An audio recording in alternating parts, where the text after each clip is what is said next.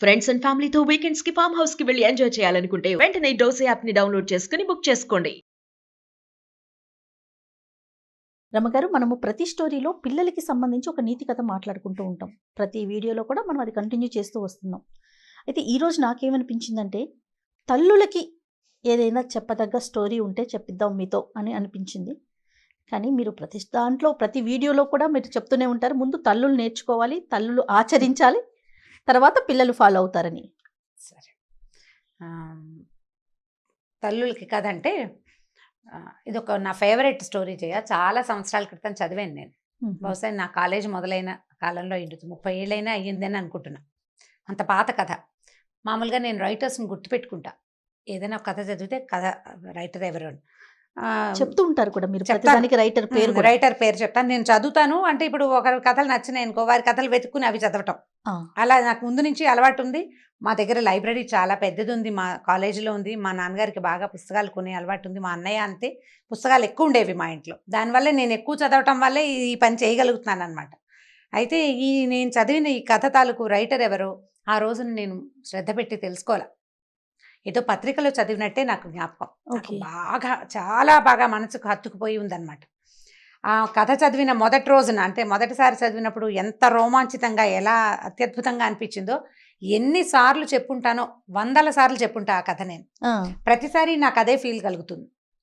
చాలా అత్యద్భుతమైన కథగా తోస్తుంది. నేను చాలా మందికి చెప్పినప్పుడు ఈ కథ రైటర్ ఎవరో తెలుసా, మీరు ఎక్కడైనా చదివారా అని అడుగుతూనే ఉన్నాను. నాకు దాని ఆన్సర్ రాలేదు. ఇవాళ ఇప్పుడు అంటే మనం ఈ ప్రోగ్రామ్ స్టార్ట్ చేసిన దగ్గర నుంచి ఏదో ఒక సందర్భంలో ఈ కథ చెప్పి దీని రైటర్ ఎవరు, వారెవరో తెలుసుకోవాలని కోరిక ఆడియన్స్లో ఎవరైనా, ఇప్పుడు మన మంది చూస్తారు, వాళ్ళలో ఎవరో ఒకళ్ళు ఈ కథని ఫలానా వారు రాశారు ఆయన పేరు తెలిస్తే చాలా సంతోషిస్తాను నేను. చూడండి, మామ్ ప్రేక్షకులందరూ రమగారి కోసమైనా మీకు ఎవరికైనా ఆథర్ నేమ్ తెలిస్తే కనుక డెఫినెట్గా కామెంట్ రూపంలో తెలియజేయండి. అయితే వీరు రాసిన కథ అప్పుడు నేను చదివిన దానికి, ఇప్పుడు నేను చాలా సంవత్సరాల నుంచి ఆ కథ అప్పుడప్పుడు రకరకాల సందర్భాల్లో చెప్తున్నాను. కొంత డీటెయిలింగ్లో చిన్న చిన్న మార్పులు ఉండొచ్చు. కథను జనరల్గా మనం ఓన్ చేసుకుంటాం. మామూలుగా నేను చదివిన కథలు ఎలా చదివాను యథాతథంగా అలా మనం చెప్పం కదా, చిన్నప్పుడు మార్పులు వస్తాయి. ఫ్రేమ్ మాత్రం, అంటే స్టోరీ ఫ్రేమ్ మాత్రం అదే ఫ్రేమ్. అయితే ఇది ఒక 200 ఏళ్ల నాటి కథ అనుకుందాం, అలా అయ్యుండొచ్చు అనిపిస్తోంది. అంటే ఆ కథ చెప్పిన సందర్భం దీన్ని బట్టి. అప్పట్లోనట ఒక గాజుల వ్యాపారి ఉండేవాడు. ఓకే. ఈ గాజుల వ్యాపారం అంటే ఇప్పుడు మామూలుగా మనం షాప్కి వెళ్ళి కొనుక్కుంటున్నాం. ఒక 20-30 ఏళ్ళ నాడు, 10-15 ఏళ్ల నాడు, ఇప్పుడు కూడా మరి పల్లెటూళ్ళల్లో కనపడుతుందేమో, గాజుల మలారం అనేవాళ్ళు. మలారం దింపటం అనేది ఒక ప్రోగ్రాం కింద ఉండేదన్నమాట. ఈ గాజులు వాళ్ళు ఏం చేసేవాళ్ళు అంటే, ఒక పెద్ద మూటలో ఒక గాజుల పెట్టెలు పెట్టుకుని తీసుకొచ్చుకునేవారు. ఊళ్ళ వెంట తిరిగేవాళ్ళు. ఊళ్ళల్లో గాజులు వేయించుకోవటం అంటే ఇక్కడి నుంచి ఇక్కడ దాకా గాజులు దగ్గరగా వేసేవాళ్ళు. అంటే లూజ్గా ఉండే గాజులు తీసి పక్కన పెట్టే రకంవి కాదు, గాజులు ఉండాలి చేతి నిండా. అవి పూర్తిగా దాదాపుగా పోయినాక అప్పుడు మళ్ళీ కొత్త గాజులు ఎక్కించుకునేవాళ్ళు. ఎవరికి వాళ్ళు గాజులు వేసుకునే సిస్టమ్ పాతకాలంలో ఉండేది కాదు. ఇవి గాజులు అతను వీళ్ళ చేయి పట్టుకుని నొక్కి దగ్గరగా ఉండే గాజులు వేసేవాళ్ళు. పని పాటలు చేసుకునేవాళ్ళు కదా, వదులుగా అటు ఇటు కదులుతున్న గాజులు పగిలిపోతాయి త్వరగా. మట్టి గాజులు వేసుకోవటం అంటే, ఇప్పుడు దగ్గరగా గుత్తంగా ఉన్నాయనుకో, చేతి నిండా ఉన్న గాజులు ఏ పని చేసినా పగలవు, చిన్నగా సవడి చేస్తూ ఉంటాయి. గాజుల చేత్తో అన్నం పెట్టడం అనేది ఒక ఏమనాలంటే, రకరకాల సేయింగ్స్లో గాజుల చేత్తో అన్నం పెట్టడం అనేది ఒక సేయింగ్. అయితే ఈ గాజుల వ్యాపారి ఉండేవాడు. ఈయన చాలా దేవీ భక్తుడు. ఓకే. అయితే ఆయన పేరేదో కానీ ఆయన దుర్గా అనేవాడు. ఎప్పుడు దుర్గా నేను రామ అంటుంటాను నేను, అలా ఆయన దుర్గా అనేవాడు. ఈ దుర్గా ఎట్లా అంటే, కనపడ్డ అమ్మాయి దుర్గే, గాజులు వేయించుకునే అమ్మ తల్లి దుర్గే, అందరూ దుర్గలే. అతను అలా దుర్గా అని ఎప్పుడు దుర్గని తలుచుకుంటుంటే ఆయన దుర్గాదాస్ అనేవాళ్ళట. అయితే ఈ దుర్గాదాసు ఊళ్ళ వెంట తిరుగుతూ ఉండేవారు, గాజులు వేసేవాడు. అయితే ఒకసారట ఆయన ఒక ఊరు నుంచి రెండో ఊరికి వెళ్ళాలంటే, అప్పుడు నడకదారులే కదా, అప్పుడు ఇలా ట్రాన్స్పోర్టేషన్ అవి ఉన్నవి కాదు. ఈ నడక దారిలో ఆయన వస్తూ ఉంటే ఒక చెరువు పక్క నుంచి వెళ్తున్నాడు. ఆ చెరువు గట్టున ఒక అమ్మాయి కనపడింది ఆయనకి. అమ్మాయి మరీ చిన్నపిల్ల కాదు, ఒక 25-30 సంవత్సరాల లోపల వయసు ఉంటుంది. అందంగా చక్కగా బాగుంది. ముక్కుకి ఒక ముక్కు పుడక, రెండో ముక్కుకి బేసరి. పాత రోజుల్లో అలా ఉండేవి కదా, 2 ముక్కు పుడకలు ఉండేవి. అక్కడి నుంచి సర్వాలంకారాలతోటి అమ్మాయి చక్కగా ముత్తైదు పెళ్ళైన అమ్మాయి కనపడి పిలిచి గాజులేస్తావా అని అడిగింది. అయితే ఇంత నిర్జనంగా ఉంది ఈ అమ్మాయి ఇక్కడ ఎందుకుందంటే, ఆ అమ్మాయి చేతిలో బిందు ఉంది, మంచినీళ్ళకి వచ్చిందని అనుకున్నాడు. ఓకే. నేను ఆ ఊరు వెళ్తున్నాను, నువ్వు ఆ ఊరు వెళ్ళిపోతున్నావు, నేను ఇంటికి వెళ్తాను, నువ్వు నాకు గాజులు వెయ్యి అని చెప్పి చెయ్యి అందించింది. అందించేసరికల్లా ఈయన ఏం చేశాడు, సరే ఒక చెట్టు కింద దింపాడు మల్లారం. పెద్దవాడు ఒక 50 ఏళ్ళు ఉండుంటాయి బహుశా. అమ్మాయి చెయ్యి అందిస్తే ఎర్రవి బాగున్నాయి, ఆకుపచ్చవి బాగున్నాయి, పసుపచ్చవి బాగున్నాయి అంటే 3 రంగుల గాజులు చేతుల నిండా వేశాడు. పిల్లని చూస్తే కలిగిన అమ్మాయి లాగానే కనపడుతుంది. ఈ అమ్మాయి దగ్గర డబ్బులు ఉండవని అతను ఎందుకు ఊహిస్తాడు? గాజులు వేయించుకుని ఏదో తృణమో పణమో, అప్పుడు పెద్ద ఖరీదులు కాదు, కాసు, అరకాసు, పావల, 10 రూపాయలు బేడలు కాణీలు ఉండే రోజులు, అణాలు అర్ధనాళ్ళు ఉండేవి. అయితే ఇవి వేసిన తర్వాత ఈ అమ్మాయి ఏం చెప్పిందంటే, నువ్వు ఈ ఊరు వెళ్తున్నావు కదా, ఫలానా శివాలయం ఉందా, శివాలయం పక్కన కర్ణం గారి ఇల్లు ఉందా, ఆ పక్క సందులోంచి కొంచెం లోపలికి వెళ్తే ఒక ఎత్తరుగుల ఇల్లు ఉంది, ఆ ఇల్లు మాదే, మా నాన్నగారు ఉంటారు, ఈ గాజులకు డబ్బులు నువ్వు అక్కడ తీసుకో ఓకే అని చెప్పింది. చెప్పేసరికల్లా అదేమిటి నువ్వు డబ్బులు లేకుండా ఎందుకు వేయించుకున్నావని అదని అతను అనలా. ఎందుకంటే ఇది అతను పనే కానీ అది వ్యాపకంగా చేస్తున్నాడు కానీ వ్యాపారంగా చేయటం లేదు ఆయన. ఇలా స్త్రీ రూపంలో ఈ అమ్మాయిలకి గాజులు వేస్తూ అమ్మవారికి గాజులు వేసినంత సంతోషించేవాడు. అతనికి వచ్చిన కొంత సంపాదనే అతనికి చాలు, ఏదో ఇచ్చింది పుచ్చుకునేవాడు అంతే. సరే ఏమన్నాడు, ఈ అమ్మాయి బిందె పుచ్చుకుంది, ఇంకా నేను నీళ్ళు తెచ్చుకోవాలి, నువ్వు వెళ్ళిపోతున్నావు కదా, వెళ్ళి తీసుకోమంది. మా నాన్నగారి ఇంటికి వెళ్ళు, మా అత్తారిల్లు ఇది, మా నాన్నగారు ఊరు ఆ ఊరు, మా అత్తారు ఊరు ఈ ఊరు అని చెప్పింది. చెప్పేసరికల్లా మా నాన్నని అడిగి డబ్బులు తీసుకోమంటే ఈయన బ్యాగ్ అంతా సర్దుకున్నాడు. బయలుదేరుతుంటే ఓవేళ మా నాన్నగారు ఆయనకి నా మీద కోపంగా ఉంది, మా అత్తారి మీద కోపం వచ్చింది, మాకు అమ్మాయి లేదు నేను ఇవ్వనంటాడేమో, మా దేవుడి గదిలో కుంకుమ భరణి ఉంది, దేవుడి మందసాన్లోనే కుంకుమ భరణి ఉంది పాతది, అందులో కాసుంది, అది తీసి ఇవ్వమన్నానని చెప్పి. ఆయన కాదంటాడు, నువ్వు గట్టిగా పట్టుకో, నువ్వు గాజులు ఇన్నేసావు, డబ్బులు తీసుకోవాలి కదా, కాబట్టి ఆయన కాదన్నా సరే ఈ మాట చెప్పి డబ్బులు తీసుకో అని చెప్పి. సరే అన్నాడు. ఆ అమ్మాయిని అక్కడ వదిలిపెట్టి ఈయన సంచి తన తట్టాబుట్ట సర్దుకుని ఆ ఊళ్ళోకి వెళ్ళాడు. శివాలయం వచ్చింది, దండం పెట్టుకున్నాడు, కరణం గారి ఇల్లు కనపడింది, పలకరించాడు, పక్క సందులోంచి లోపలికి వెళ్ళాడు. ఎత్తరుగుల ఇల్లు. అయితే ఇల్లు పెద్దదే కానీ బాగా పేదరికంలో ఉన్న ఇల్లే అది. అక్కడి నుంచి ఆ ఇంటి ఆయన్ని పిలిచాడు. బయట ఒక 5-6 వేద విద్యార్థులు ఎవరో కూర్చున్నారు, వేద పాఠం చదువుకుంటున్నారు. ఈ అమ్మాయిని కేకేశాడు, అయ్యా మీ అమ్మాయికి గాజులు వేసానండి చెరువు దగ్గర, డబ్బులు ఇప్పిస్తే వెళ్తానండి అన్నాడు. అమ్మాయా, ఎవరమ్మాయి, ఎవరింటికి వచ్చావు నువ్వు అని అడిగాడు. ఫలానా ఇల్లు ఇదే కదండి, ఆయన పేరు కూడా చెప్పింది. ఆ పేరు తమరదే కదా అంటే నాదేనా, ఫలానా ఇల్లు ఇలాగని చెప్పింది, గుర్తులు, నేను వచ్చాను, మీరు ఇలాగే అంటారని అమ్మాయి చెప్పింది కూడా. డబ్బులు ఇప్పించండి బాబు, లక్షణమైన బిడ్డ, అంత పిల్లని కాదనుకుంటారా అన్నాడు. మీకు తగదాలుంటే సొంత పిల్లని కాదనుకుంటారా ఎవరైనా అనేసరికి ఈయనకు అర్థం కాదు. పిల్లని కాదనుకోవటం ఏమిటయ్యా, నాకు అసలు ఆడపిల్లలే లేరు, అమ్మాయిలు లేరు నాకు అన్నాడు. అనేసరికల్లా భలేవారు మీరు ఇట్లాంటి మాట అంటారు, ఇంత మాట అన్నారు, అమ్మాయి చెప్పింది, ఇంత మాట అంటారా, ఎంత కోపం వస్తే మాత్రం, ఆడపిల్లని కాదనుకుంటే ఎలాగండి, తీసుకొచ్చి డబ్బులు ఇవ్వండి అన్నాడు. మెల్లిగా జనం చేరటం మొదలుపెట్టారు. గాజులు వాడు రావటం ఏమిటి, వీళ్ళింటో డబ్బులు అడగటం ఏమిటి, ఈ వేద విద్యార్థులు చదువు మానేసి వాళ్ళు నోటు తెచ్చుకుని చూస్తున్నారు ఏమిటో జరుగుతోందని. పల్లెటూరు కదా, కాస్త గట్టిగా మాటలు దొరలేసరికి 4 ఏళ్ళ వాళ్ళు చేరతారు, ఒక్కొక్కళ్ళు వింటున్నారు ఏమిటో సంభాషణ జరుగుతుందని. ఈయన అవునంటాడు, కాదంటాడు, అతను అవునంటాడు. ఇక విసుగొచ్చి ఏమన్నాడంటే, అయ్యా అమ్మాయి చెప్పింది, మీ ఇంట్లో పూజా మందసంలో కుంకుమ భరణ పాతది ఉందిట, ఆ తెరిచి చూడు, అందులో కాసు ఉంటుందని చెప్పింది అమ్మాయి, ఆ కాసైనా తెచ్చి నాకు ఇవ్వండి.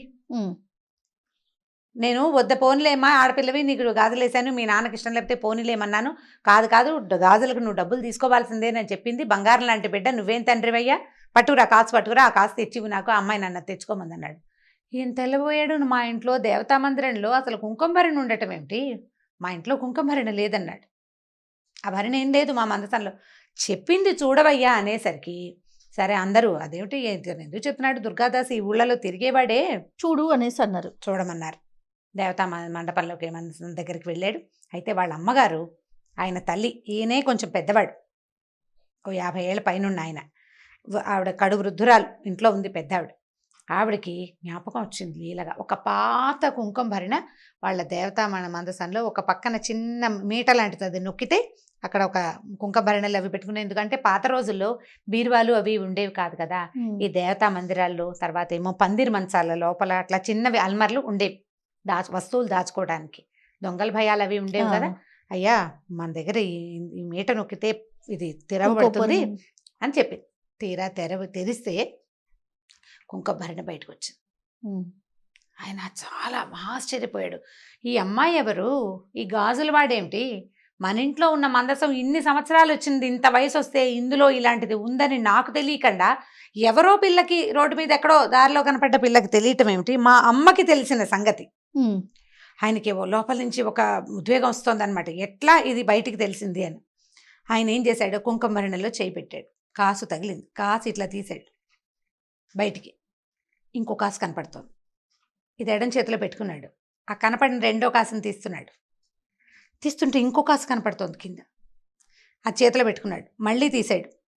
తీస్తూ ఉంటే ఒక్కో కాసు బయటికి వస్తూనే ఉంది. ఆయన ఈ పట్టుకున్నవాడు అట్లా కూలబడిపోయాడు. వాళ్ళ అమ్మ, భార్య, ఇంత పిల్లవాడు, మగపిల్లలు ఉన్నారు ఆయనకి, ఆడపిల్లలు లేరు. అప్పుడు వాళ్ళ అమ్మగారు ఏం చెప్పారంటే, ఇది చాలా పురాతనమైన పూజా మందిరంలో ఈ ఒక కాసు మనకు అమ్మవారు, మా తాత అంటే మా తాత అంటే ఆయన తల్లి తాలూకు తాత కాదు, తండ్రి తాలూకు తాతగారు అర్చించేవారట ఆ కుంకుమభరణలో ఉన్న ఆ ప్రతిమని. తర్వాత కాలంలో అర్చన మానేశారు. అది అలా లోపల ఉండిపోయింది. ఈ కాసులు పట్టుకునేసరికల్లా ఈయనకి ఉద్వేగం తట్టుకోలేక దుఃఖం వస్తుంది. గబగబా కాసులు పుచ్చుకొని బయటకు వచ్చాడు. జనమంతా చేరిపోయారు కదా. అయ్యా నువ్వెవరిని చూసావో, ఆ అమ్మాయి ఎక్కడుందో నాకు చూపించవా అని అడిగాడు. అందరూ వెళ్ళారు. వెళ్తే చెరువు దగ్గరికి వెళ్ళారు. వెళ్ళాక ఇక్కడే చూసా నేను అమ్మాయిని అంటాడు. చెరువు చుట్టుపక్కల ఏమీ లేవు, చెరువే ఉంది, పద్మాలతో నిండిన సరోవరం. మామూలు ఊళ్ళల్లో చెరువుల్లో కనపడతాయి. అయితే ఈయన, అయ్యా నేను ఇక్కడే చూశానండి, ఆ అమ్మాయి ఎటు వెళ్ళిందో, పాదాలు ముద్రలు కూడా ఏమీ కనిపించట్లేదు, చెరువు వైపు నడిచినట్టే కనపడుతున్నాయి కాలి గుర్తులు, బయటకు వచ్చినట్టుగా ఏవీ లేవు. మామూలుగా బురద ఉంటుంది, చెరువు ఒడ్డున బురద ఉంటుందిగా, చెరువులోకి వెళ్ళి వెళ్తారు ఎవరైనా, వెళ్ళి ఉండాలి కదా. అక్కడి నుంచి జనం అందరికీ అర్థమవుతుంది ఇక్కడ ఏదో ఒక మహత్తరమైన సంఘటన జరగబోతోందని.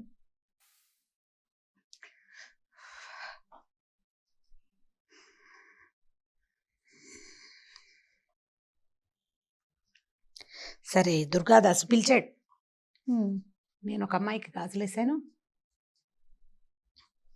జనం అంతా చెరువు దగ్గరికి చేరారు.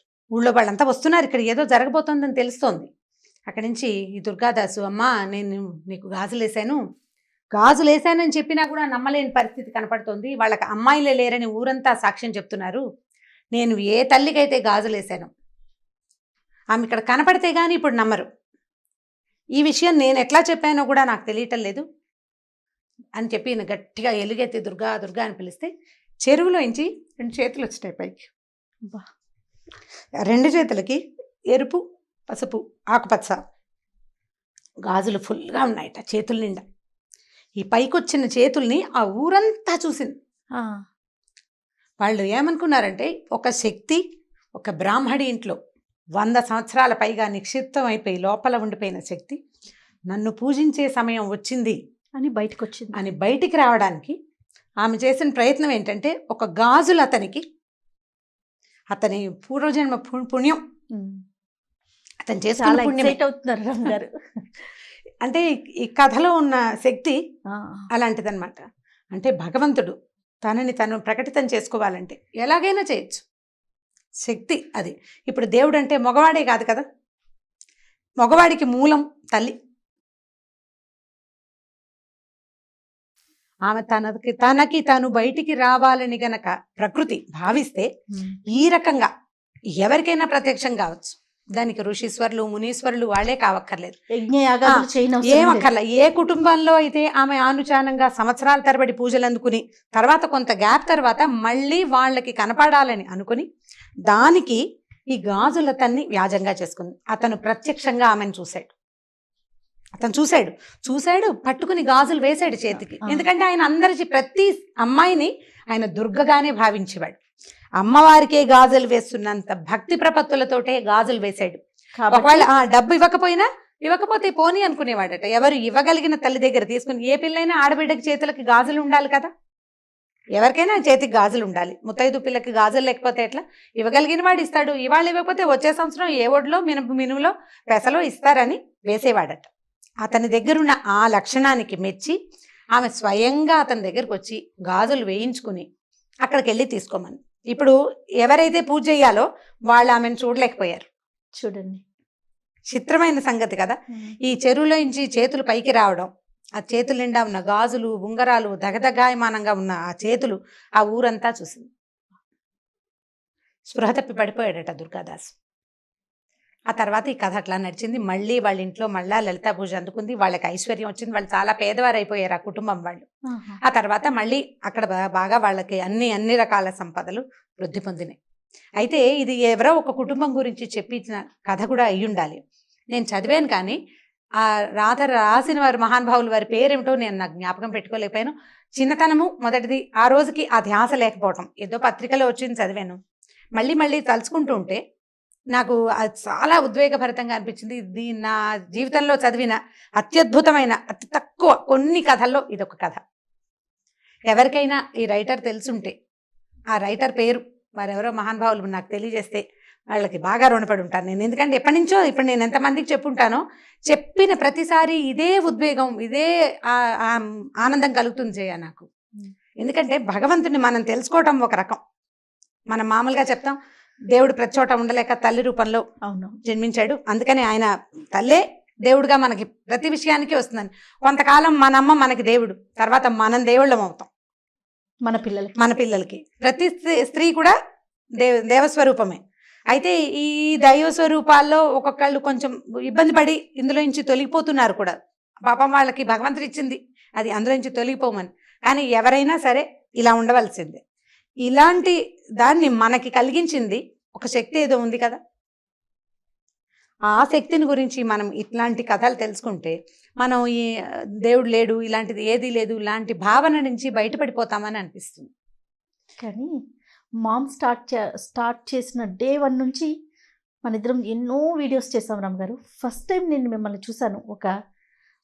ఒక స్టోరీ మధ్యలో మీరు ఆగిపోయి మళ్ళీ రీస్టార్ట్ చేయటం అనేది ఇది బహుశా ఫస్ట్ వీడియో అనుకుంటాను. ఈ కథలో ఉంది కదా జయ, ఈ కంటెంట్ లోనే అలాంటిది ఉంది.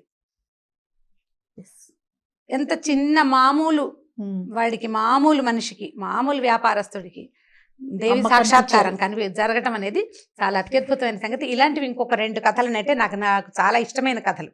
ఈ కథ నాకు చాలా ఎంత హాట్ ఫేవరెట్ అంటే, దీనంత ఇష్టమైన కథ నిద్రలో కూడా నేను తలుచుకునే కథ ఇంకొకటి లేదు.